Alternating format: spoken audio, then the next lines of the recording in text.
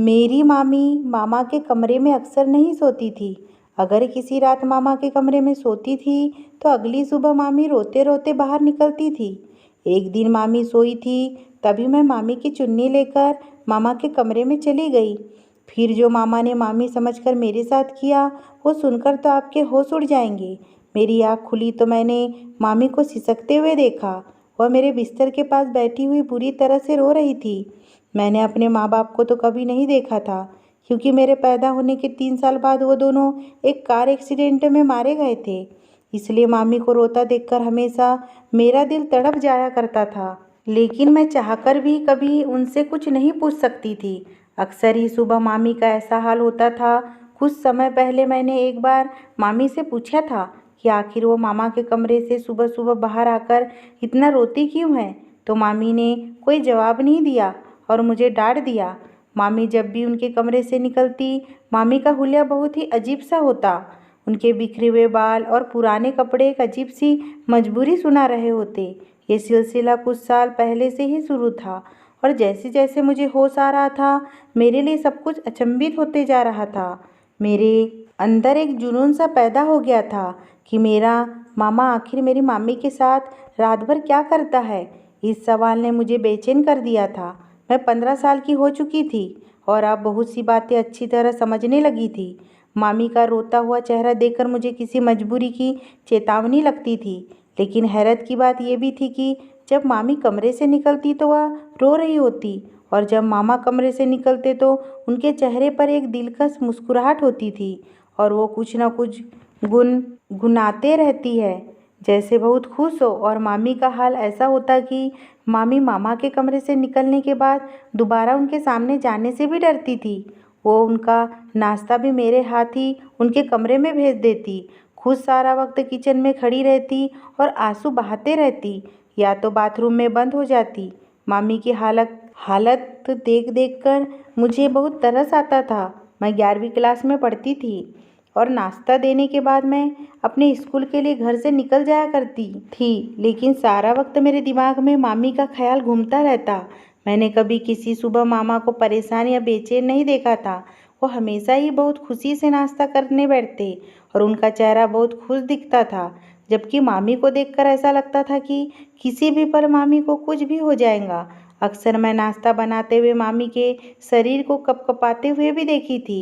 मेरा दिल चाहता था कि मैं मामी से पूछूं कि मामा रात को उनके साथ ऐसा क्या करते हैं जो उनका इतना बुरा हाल हो जाता है। मगर मामा के नाम पर मामी के चेहरे पर खौफ नजर आने लगता था। मामी हर बात मामा के कमरे में सोने के लिए नहीं जाती थी, बल्कि वह मेरे साथ ही सोती थी। कभी कभी उन्हें ज़बरदस्ती मामा अपने साथ कमरे में ले जाते थे और मामी मना करने की कोशिश करती थी, लेकिन मामा उनकी एक न सुनते। मामा की आवाज़ में मोहब्बत की ऐसी चाशनी घुली होती कि सुनने वाला हैरान रह जाए। लेकिन मैं अच्छी तरह जानती थी मामा मामी को कमरे में ले जाकर यकीनन उनके साथ कुछ गलत करते हैं। किसी भी लड़की के लिए किसी लड़की को रोता तड़पता देखना बहुत ही मुश्किल काम है, और मेरा भी ऐसा ही हाल था। ना मैं पढ़ाई पर ध्यान दे पा रही थी और ना ही घर में मेरा दिल लगता था। मेरा दिल चाहता था कि मैं किसी भी तरह अपनी मामी को मामा के कमरे में ना जाने दूँ, लेकिन मैं किसी तरह मामा को मना नहीं कर सकती थी। मामा तो मेरे सामने मामी के साथ बहुत ही मोहब्बत से पेश आते थे। घर के माहौल ने मुझे इस कदर परेशान किया था कि मैं इम्तिहान में बुरी तरह फेल हो गई। मैंने मामा और मामी को रिजल्ट नहीं बताया, लेकिन मेरी दोस्त हैरान थी क्योंकि मैं पढ़ाई में बहुत अच्छी थी। वो बार बार मुझसे पूछने लगी कि मेरा ध्यान कहाँ रहता है। मैंने उससे मामी और मामा के बारे में बता दिया। तुम्हारे मामा अंग्रेजी फिल्म तो नहीं देखते? रचना ने अचानक से सवाल किया। मैं हक्का बक्का से उसे देखने लगी। फिल्म का भला क्या मकसद था? वह अलग निगाह से मुझे देख रही थी और मैं उसकी बात न समझ पाई। उसने बात बदल दी, लेकिन मेरी सुई उसकी बात पर अटक गई। आखिर रचना ने यह सवाल क्यों पूछा था? मैं घर वापस आई तो मामी के चचेरे भाई संजय अंकल बैठे हुए थे। वो दोपहर को हमारे घर आते थे। मामी की बचपन से ही उनसे बहुत अच्छी दोस्ती थी। मामी बताती है कि वो दोनों बचपन में एक साथ रहते थे। फिर संजय अंकल अमेरिका चले गए और मामी की शादी मामा से हो गई। मामी की शादी को 17 साल हो चुके थे। और कुछ साल पहले शायद सब कुछ ठीक था, या फिर मैं ही छोटी या नासमझ थी। लेकिन कुछ साल से मुझे अच्छी तरह मामी की हालत समझ आने लगी थी। मैं जान गई थी कि मेरा मामा एक अच्छा आदमी नहीं है, वह मेरी मामी की तकलीफ़ की वजह है। और इस बात ने मेरे दिल में अपने मामा के लिए दुश्मनी पैदा कर दी थी। संजय अंकल से हमारी मामी की बहुत अच्छी दोस्ती थी। वो साल भर पहले ही इंडिया वापस आए थे और मामी से मिलने के लिए अक्सर आते थे, लेकिन मामी को उनका आना अच्छा नहीं लगता था। संजय अंकल के जाने के बाद मामी अक्सर मुझे कहती थी कि अगर तुम्हारे मामा को पता चला कि संजय मिलने आता है तो बहुत बुरा होगा। मैं मामी को दिलासा देती कि मामा को कैसे पता चलेगा, मामा सुबह काम पर जाते हैं, रात को ही घर आते हैं। मुझे तो संजय अंकल बहुत अच्छे लगते थे। वो हमेशा आते हैं और मामी का मूड अच्छा करके जाते हैं। मेरे लिए भी बहुत से सामान लेकर आते हैं। मामा की आमदनी इतनी कम थी कि गुजर बसर भी मुश्किल से होता था। रात में मैंने अपना और मामी का बिस्तर लगाया और मामी के साथ आंखें बंद करके लेट गई। थोड़ी देर में मामा मेरे कमरे में आए। मामी मेरे साथ ही सोने के लिए लेटी हुई थी। मामा ने उन्हें साथ चलने को कहा तो मामी ने दबी दबी आवाज़ों में इनकार किया। मैंने आंखें नहीं खोली थी। मैं सुनना चाहती थी कि मामा मामी से क्या कहते हैं। चलना पल्लवी, मैं तुझे बिल्कुल तंग नहीं करूँगा, वादा। मामा की आवाज़ मेरे कानों में पड़ी, जिसमें मोहब्बत की मिठास थी। मुझे नहीं जाना तुम्हारे साथ, तुम हमेशा ऐसे ही कहते हो। मामी ने एक बार फिर इनकार किया। तुम्हें सोचना चाहिए, अब तुम्हारी भांजी जवान है, वो 100 सवाल करने लगी है, लेकिन तुम्हें इस बात से कोई फर्क नहीं पड़ता। मामी ने धीमी लिहाजे में मामा को जवाब दिया। मामा ने ज़बरदस्ती मामी को हाथ पकड़कर उठाया और अपने साथ लेकर चले गए। मुझे अजीब सी घबराहट होने लगी थी।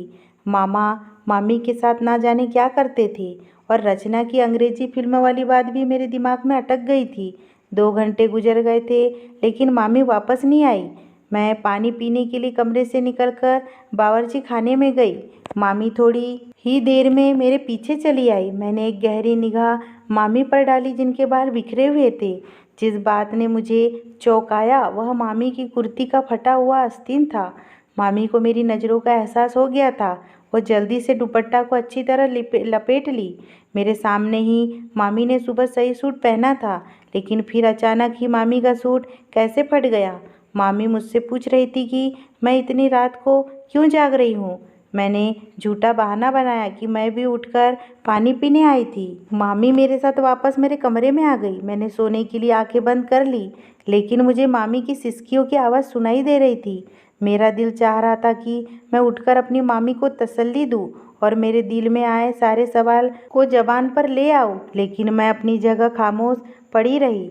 मामा सुबह सुबह ऐसे तैयार होकर कमरे से निकले थे जैसे कोई हीरो हो। मामा की आमदनी कम थी, लेकिन मामा हमेशा खुश रहते, मुस्कुराते रहते, काम पर हमेशा ऐसे तैयार होकर जाते जैसे सेठ आदमी हो। मैंने उल्टा निगाह अपने मामा पर डाली, जिससे मुझे आज भी नफरत महसूस हुई थी। मामा के आगे नाश्ता रखकर मैं स्कूल चले गई। सारा दिन स्कूल में भी मेरा दिमाग मामी के फटे हुए सूट की तरफ था। स्कूल से वापसी पर मुझे संजय अंकल मिल गए। मुझे देखते ही उन्होंने मुझे अपनी गाड़ी में बिठा लिया। मैं बिना सोचे समझे उनकी गाड़ी में बैठ गई। संजय अंकल ने गौर से मेरी तरफ देखा और कहने लगे कि मुझे बताओ, तुम्हें क्या परेशानी है, तुम इतनी खोई खोई सी क्यों रहती हो। मैं इस कदर जज्बाती हो चुकी थी कि मैं संजय अंकल को सारी बात कह दी। मेरी बात सुनकर संजय अंकल कहने लगे कि तुम्हें अंदाज़ा है कि मेरा मामा एक अच्छा आदमी नहीं है। तुम अपनी मामी को अपने मामा से आज़ादी क्यों नहीं दिलवा देती। कब तक तुम दोनों उनकी जुल्म की चक्की में पिसते रहोगे। संजय अंकल ने बहुत ही फिक्रमंदी से मुझे एडवाइस दी, जिससे सुने मेरे होश उड़ गए। मैं मामा को छोड़ने के बारे में सोच भी नहीं सकती थी। मामा ने मेरे साथ कभी ऊंची आवाज़ में भी बात तक नहीं की थी। फिर मैं मामा को जालिम कैसे कहती। मैं तो ये भी नहीं जानती थी कि बंद दरवाजे के पीछे मामा और मामी के बीच क्या होता है। संजय अंकल की बात सुनकर मैं सोच के समंदर में डूब गई। बहुत सोचने के बावजूद भी मुझे मामा की कोई ऐसी बात याद नहीं आई थी जिससे मैं उन्हें जालिम करार देती, लेकिन मामी की तड़प और आंसू मामा को जालिम साबित करते थे। संजय अंकल मुझे स्कूल से लेकर घर चले आए और खुद भी अंदर आ गए। मामी हम दोनों को देखकर खुश हो गई थी। हमारे लिए फ़ौरन खाना लगा दिया। मैं बहुत ज़्यादा थक गई थी, इसलिए सोने के लिए अपने कमरे में आ गई और संजय अंकल मामी के पास बैठे रहे। मुझे नींद नहीं लग रही थी। मैं सारा वक्त संजय अंकल की बात को सोचते रही। मामी को मामा के कमरे में गए 3 दिन गुजर चुके थे और पिछले 3 दिन से मामी मेरे साथ मेरे कमरे में सो रही थी। मामी जब मेरे पास रहती थी बिल्कुल अच्छी और बेफिक्र रहती थी। मामा का रवैया तो हमेशा एक जैसा ही रहता था। जिस दिन वो मामी को अपने कमरे में ले जाते उस दिन वो रोजाना से ज़्यादा खुश महसूस होते थे। चौथे दिन मामा मामी को फिर अपने कमरे में ले गए और मैं सारी रात बेचैनी से करवटें बदलती रही थी। मामी जब सुबह मामा के कमरे से निकली तो उन्हें ठीक तरह से चलना भी नहीं आ रहा था और वह एक पैर जमीन पर घसीट घसीट कर बड़ी मुश्किल से चल रही थी। मैंने मामी से पूछा कि मामी तुम्हारे पाँव में क्या हुआ? तो कहने लगी, छोटी छोटी बातों पर ध्यान ना दिया करो और दिल लगाकर पढ़ाई करो। अगर तुम्हारा रिजल्ट अच्छा नहीं आया तो तुम्हारे मामा उसका जिम्मेदार भी मुझे ही समझेंगे। मामी की आंखों में टिप टिप आंसू गिरने लगे और मामा के लिए नाश्ता बनाने चली गई। उसके बाद दोबारा किचन से बाहर ना आई। मैं मामा को नाश्ता देने के बाद मामा के पास गई। उन्हें नाश्ता दिया तो मामा मुझसे मेरी पढ़ाई के बारे में पूछने लगे। मामा के लिहाजे में इतना सहज था कि मैं मामा की इस दोगली तबीयत पर हैरान रह गई थी। मामा किसी तरह भी सख्त जालिम नजर नहीं आते थे, बल्कि मामी की हालत चिक चिक कर मामा के जुल्म की दास्तां सुनाती थी। मैं मामा को नाश्ता देने गई तो मामा मुझसे मेरी पढ़ाई के बारे में पूछने लगे। मैंने मामा से कहा कि मुझे मामी के बगैर नींद नहीं आती और वो मामी को रात को अपने कमरे में ना बुलाया करे। मेरी बात सुनकर मामा मुस्कुराने लगे। कहने लगे, मैं तो कभी कभी तुम्हारी मामी को अपने पास बुलाता हूँ। मेरा भी तुम्हारी मामी पर हक है और मैं उससे बहुत मोहब्बत करता हूँ। मामा की बात सुनकर मेरा खून खौल उठा था, क्योंकि उनकी मोहब्बत के नज़ारे में आए दिन देखा करती थी, लेकिन मामा से कुछ बोलने के बारे में मैं सोच भी नहीं सकती थी। इसलिए खामोशी से स्कूल के लिए चले गई। स्कूल में टीचर पढ़ाते हुए हमें समझा रही थी कि कभी भी पूरा सच जाने बगैर कोई फैसला नहीं करना चाहिए। आधा सच हमेशा बहुत खतरनाक होता है, जो इंसान को बर्बाद करके रख देता है। टीचर की बात ने मेरे दिमाग की एक और खिड़की खोल दी थी। मैंने सोच लिया था कि मैं मामा का पूरा सच जानकर रहूंगी और फिर अपनी मामी को मामा से आज़ादी दिलवा दूंगी। संजय अंकल ने मुझसे वादा किया था कि वो हर वक्त मेरी मदद करने को तैयार रहेंगे। मेरी मामी बिल्कुल मेरे जैसी थी। मैं उम्र में 15 साल की थी, लेकिन शरीर में हल्काई में बिल्कुल अपनी मामी की तरह थी। अगली रात मैंने खुद ही अपनी मामी को नींद की दवा देकर सुला दिया और खुद अपने मामी की चुन्नी ओढ़कर मामा के कमरे में चली गई। मामा के कमरे में एक छोटा सा बल्ब जल रहा था।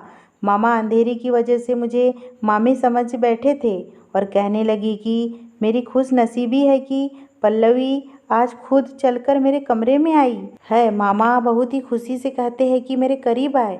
मुझे कंधों से पकड़कर अपने बराबर में बैठा लिया। मामा की बराबरी में बैठे मेरा शरीर काँप रहा था।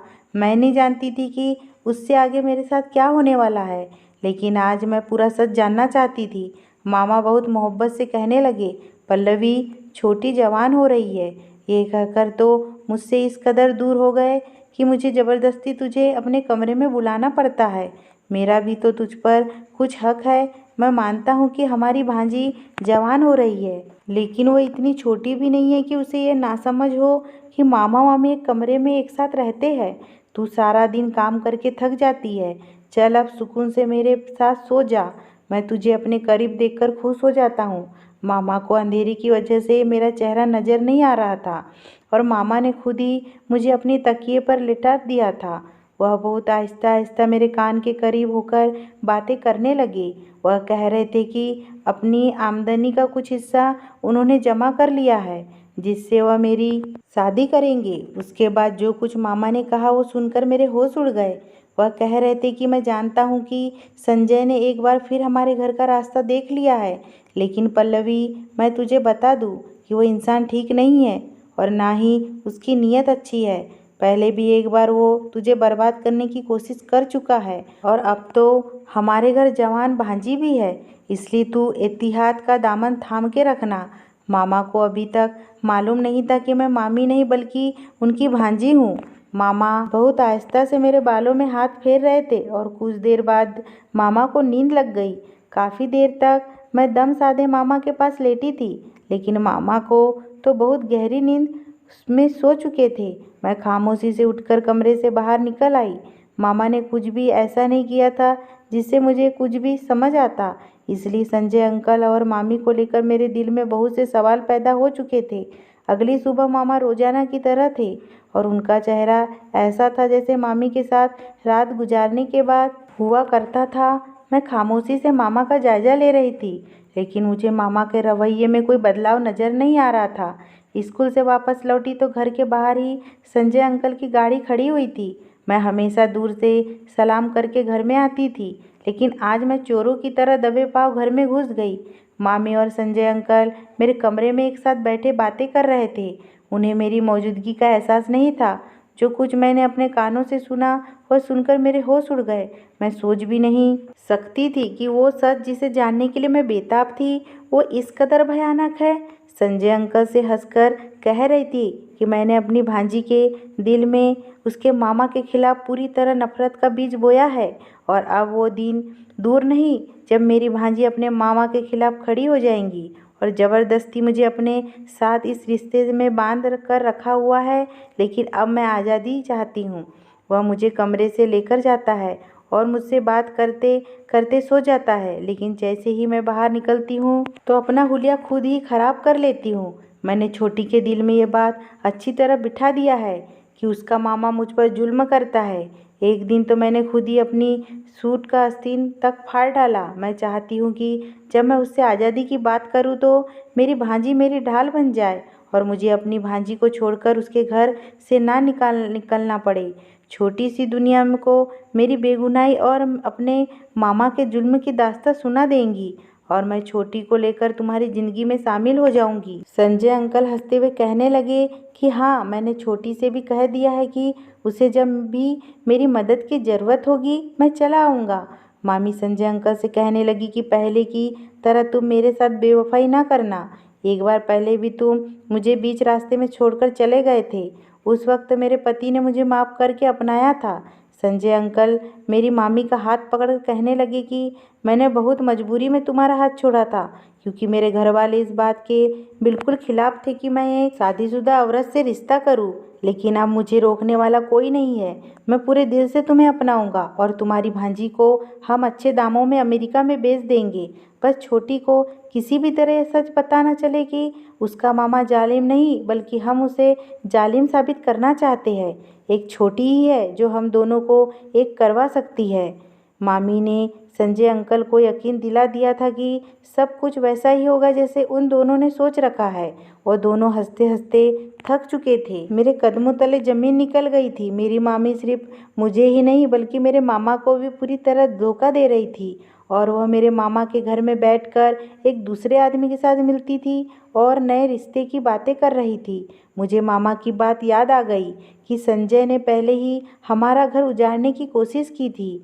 मैं बहुत कुछ जान चुकी थी, इसलिए कमरे के अंदर दाखिल हो गई। मुझे देखकर मामा और संजय अंकल चौंक उठे, लेकिन थोड़ी देर में उन्हें अपने आप पर काबू पा लिया। संजय अंकल ने मेरी तरफ चॉकलेट बढ़ाई। मैंने चॉकलेट पकड़ने के बजाय मामी की शक्लें देखी और सख्त लिहाजे में मामी से पूछा कि आपको मुझे बताना पड़ेगा कि आखिर आपको मामा से क्या मसला है। मामी जान चुकी थी कि उनके झूठ की पोल खुल चुकी है, इसलिए बिना झिझके मामी ने मुझे सारा सच बता दिया। मामी शादी से पहले अंकल से मोहब्बत करती थी, लेकिन संजय अंकल ने उनसे शादी करने के बजाय अमेरिका जाकर नौकरी करने लगे और मामी की मोहब्बत को छोड़कर अपना करियर चुन लिया। बचपन की मोहब्बत में अपना रंग कच्चा ना होने दिया और मामी के दिल में संजय अंकल की मोहब्बत का रंग बसा रहा। मामी के घर वालों ने मामी के लिए मामा को पसंद कर लिया। मामी जवान और खूबसूरत थी, जबकि भाई उम्र में 9 साल बड़े थे और मामा सावले शक्ल सूरत के मालिक थे, जबकि संजय अंकल हैंडसम थे। मामी के लिए मामा का रिश्ता घर वालों की मर्जी से था और मामी ने अपने घर वालों की ज़बरदस्ती पर मामा से शादी तो कर ली, लेकिन वो कभी मामा को दिल से अपना ना पाई थी। ज़बरदस्ती का ये रिश्ता मामी के लिए किसी बोझ की तरह था, लेकिन मामी इस रिश्ते को किसी तरह चला रही थी कि तभी मामी की शादी के 8 साल बाद संजय अंकल अमेरिका से कुछ दिन के लिए वापस आए तो उनके दिल में मामी को देखकर एक बार फिर से जज्बात जाग उठे। मामी भी बचपन की मोहब्बत और अपने जज्बात के हाथों मजबूर होकर संजय अंकल से चुपके चुपके मुलाकातें करने लगी। लेकिन कुछ ही दिनों में यह बात मामी की बड़ी मम्मी को पता चल गई और उन्होंने सारे खानदान में मामी की इज्जत को उछालना शुरू कर दिया। मामा मामी से सच्ची मोहब्बत करते थे, इसलिए उन्होंने मामी को बदनामी से बचा लिया और इस सारी बातों को झूठा साबित कर दिया। जब मामा ने मामी का साथ दिया तो सारा खानदान अपने आप ही खामोश हो गया। बड़ी मम्मी के हाथ मेरी मामी को तो ना आ सकी, लेकिन उन्होंने संजय अंकल पर सख्ती की और उन्हें ज़बरदस्ती वापस भेज दिया। मोहब्बत का जोश जंग की तरह बैठ गया था। उसे 1 साल पहले संजय अंकल ने दोबारा जिंदा कर दिया। अंकल हमेशा के लिए इंडिया आ गए थे और एक बार फिर वो मामी के पीछे दीवाने हो गए थे। मामी को तो पहले ही दिन से मामा पसंद नहीं थे। हमारे हालात भी कुछ खास नहीं थे, जबकि संजय अंकल के पास अमेरिका का पैसा था और मामी के लिए मामा को छोड़ना कुछ मुश्किल नहीं था। लेकिन दिक्कत ये थी कि मामा मुझसे भी बहुत मोहब्बत करते थे और मामी मुझे अपने साथ अमेरिका ले जाना चाहती थी। इसलिए मामी ने जानबूझकर ये सारा खेल रचाया और मेरी नज़रों में मामा को गलत साबित कर दिया। मामी हमदर्दी बटोरकर मुझे अपने साथ ले जाना चाहती थी, इसलिए हमारे सामने मामा को जालिम साबित किया और खुद बेचारी बनकर रहने लगी। इतने साल से मैं यही सोच रही थी कि मामा तो कभी ऊंची आवाज़ में हमसे बात तक नहीं किए, फिर वो बंद कमरे में मामी पर जुल्म कैसे कर सकते हैं। मैंने मामी से साफ साफ कह दिया कि अगर आपको उसके घर जाना है तो आप जा सकती है, लेकिन मैं अपने भोले भाले और वफादार मामा को नहीं छोड़ सकती। संजय अंकल जो पहले ही मामी को 2 बार छोड़ चुके थे, मामी उनसे ना जाने कैसी तीसरी बार उम्मीद लगाकर बैठी थी। मुझे संजय अंकल की आंखों में आज पहली बार अपने लिए सिर्फ और सिर्फ ख्वाहिश दिखाई दी थी और मैं जान गई थी कि उस ख्वाहिश को पूरी करने के बाद मामी उनके किसी काम की नहीं रहेंगी। मामी ने मुझे आगे के सुहाने सपने दिखाकर इस बात के लिए मजबूर किया था कि मैं उनके साथ चल पड़ूं और मामा को छोड़ दूं। लेकिन मेरे लिए मामा को छोड़ना इतना आसान नहीं था और मेरे लिए मेरे मामा ही सब कुछ थे। अगर मेरे सामने सारा सच ना आता तो शायद मैं कुछ गलत फैसला कर बैठती, लेकिन भगवान का शुक्र है कि मैंने अपनी आंखों से सब कुछ देखा था और कानों से सुना था। लेकिन मामी अंकल के साथ जाने के लिए राजी थी, लेकिन जब संजय अंकल ने देखा कि मैं किसी तरह उनके काबू नहीं आऊँगी और ना ही मामी के साथ चलूँगी, तो एक बार फिर मामी से अपनी राह जुदा करके मामी को छोड़ गए थे। मामी को पता चला था कि संजय अंकल मामी को भी अमेरिका ले जाकर बेचने वाले थे और मेरे साथ मामी के अच्छे दाम मिल रहे थे। लेकिन जब खरीदार को पता चला कि मैं उनके काबू नहीं आई हूँ, तो उन्होंने मामी को खरीदने से मना कर दिया। वो बहुत ही चालाक और मक्कार इंसान थे। उन्होंने मेरी मामी की मोहब्बत को पूरी तरह अपने फ़ायदे के लिए इस्तेमाल करने का सोचा था। मामी को भी जब एहसास हुआ कि जज्बात की धारा में बहकर वो कितना बड़ा नुकसान करने जा रही थी। अगर मामी और मैं उनके साथ चले जाते तो वो हमारी इज्जत को एक बार फिर वैसे ही बदनाम करते, जैसे कि बड़ी मम्मी ने मामी की इज्जत की धज्जियां बिखरने की कोशिश की थी। ना जाने कौन सा अच्छा काम हम दोनों भांजी और मामी के काम आ गए थे कि हम संजय अंकल के चुंगल से निकल गए थे। रात को मामा घर लौटे तो मामी ने खुद ही मामा के लिए खाना मंगवाया और अपना बिस्तर भी मामा के कमरे में लगा दिया। मामा की खुशी देखने के लायक थी। मामा सच में मामी से बहुत मोहब्बत करते थे और ये उनकी मोहब्बत ही थी जो वो मामी की गलतियों को आज तक नज़रअंदाज करते आए। इतने सालों में पहली बार मामी को अपनी गलतियों का एहसास हुआ था और उन्होंने मामा को दिल से अपनाया था। अगली सुबह मामा और मामी हंसते मुस्कुराते कमरे से बाहर निकले और मेरे दिल को एक ठंडक का एहसास हुआ था। कभी कभी हम प्यार के नाम पर ऐसा धोखा खाते हैं कि किसी को मुंह दिखाने के लायक नहीं रहते। असल मोहब्बत तो विवाह के बाद ही होती है, जिसमें इंसान एक दूसरे की ढाल बनकर एक दूसरे का के ऐब को ढक लेता है। अगर ये स्टोरी आपको अच्छी लगी होगी दोस्तों, तो प्लीज़ मेरे चैनल को सब्सक्राइब कीजिए, लाइक कीजिए, कमेंट कीजिए।